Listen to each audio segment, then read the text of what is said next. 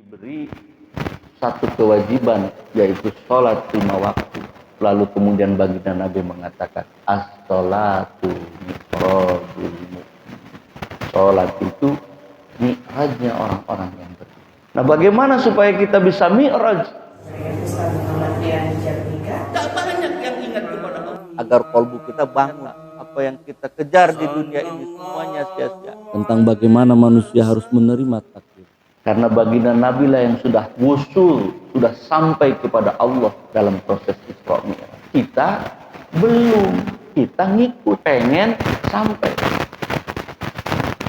Kita pengen ikut sebagaimana jejak baginda Nabi yang sudah sampai melaksanakan Isra dan Mi'raj. Maka dalam proses Isra Mi'raj oleh Allah diberi apa? Diberi satu kewajiban, yaitu sholat 5 waktu.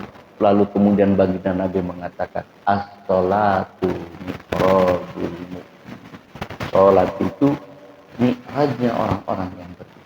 Nah, bagaimana supaya kita bisa mi'raj dalam ibadah-ibadah sholat kita? Tentu yang pertama yang harus dilaksanakan oleh kita adalah tata cara awal pertama yang sebagaimana dalam Sirul Asrar dikatakan, kita harus ingat kepada Allah, dan syarat untuk zikir itu adalah harus dalam keadaan wudhu yang sempurna. Maka sebenarnya sholat kemudian kita berwudhu secara sempurna, secara fisik, sebenarnya persiapan. Dalam surah Al-A'la kan dikatakan, qad aflaha man tazakka wa dzakara isma rabbih fasalla. Sungguh beruntung, sungguh bahagia, sungguh akan meraih kemenangan siapa yang membersihkan qalbunya.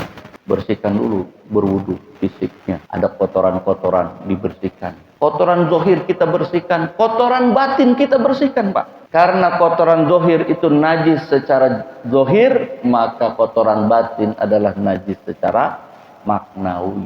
Jangan dibawa, Pak, dendam dalam sholat. Jangan dibawa, Pak, iri dalam sholat. Dengki dalam sholat, hasad dalam sholat, nggak usah dibawa. Itu penyakit kotoran najis secara maknawi. Buang jauh-jauh. Wa dzakara isma rabbih, setelah dibersihkan, wa dzakara isma rabbih, berzikir sebanyak-banyaknya, ingat kepada Tuhan.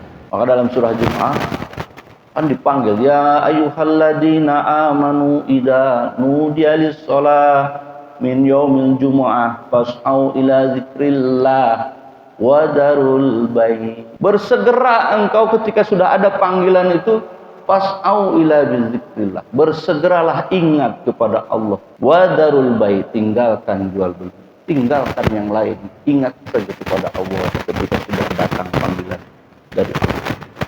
Dzalikum khairul lakum in kuntum ta'lamun. Yang demikian itu lebih baik bagi dirimu kalau engkau mengetahui. Kalau tahu, lebih baik. Maka ibadah itu begitu datang panggilannya, bersegeralah, tinggalkan segala sesuatu. Bukan hanya pekerjaan fisik, tapi juga pekerjaan rohani.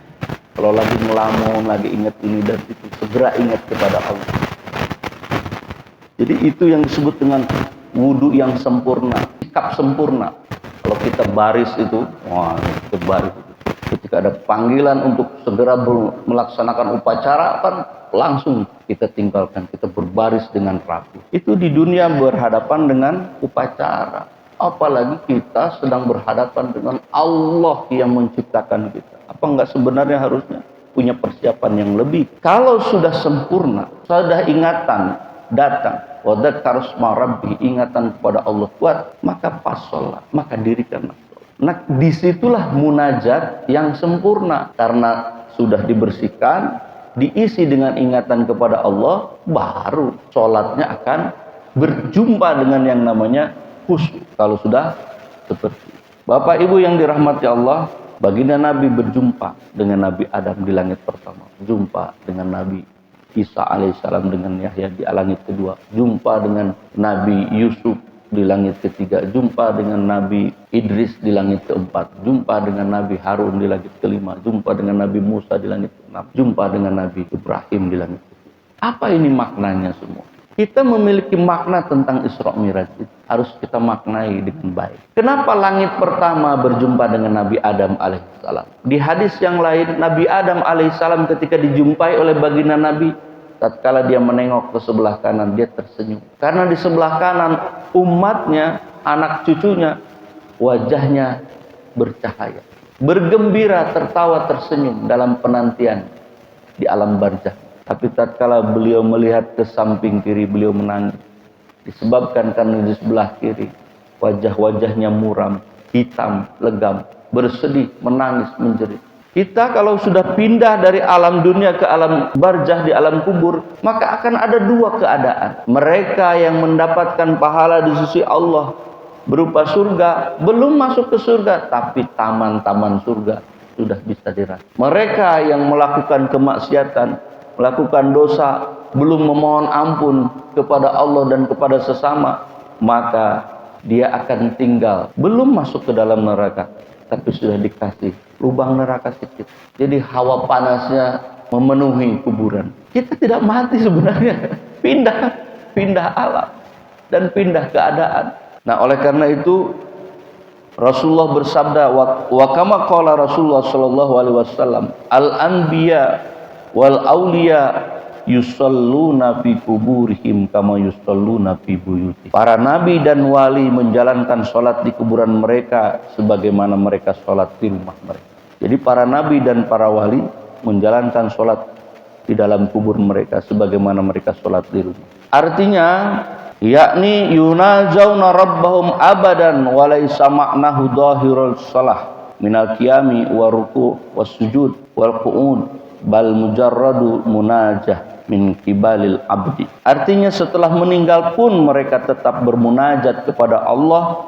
Adapun maksud salat di dalam kubur ini bukan salat secara lahiriah dengan berdiri ruku dan sujud. Jadi bukan seperti salat lahiriah kita, tapi maksudnya adalah bermunajat. Kalau munajat itu tidak lagi berdoa meminta segala sesuatu, tetapi munajat itu adalah lirih kita menyampaikan keluh kesah kita kepada Allah Subhanahu wa taala. Jadi banyak nanti tatkala orang yang meninggal di dunia ini sedang dalam pencarian ilmu kepada Allah, meninggal dia dalam keadaan bodoh, jahil, tak mengetahui tentang ilmu agama ini, kelak nanti di alam kubur akan karena munajatnya ini, maka insya Allah dibangkitkan di yaumil ba'ats menjadi para ulama, orang yang memiliki ilmu pengetahuan, orang yang arif billah. Tidak.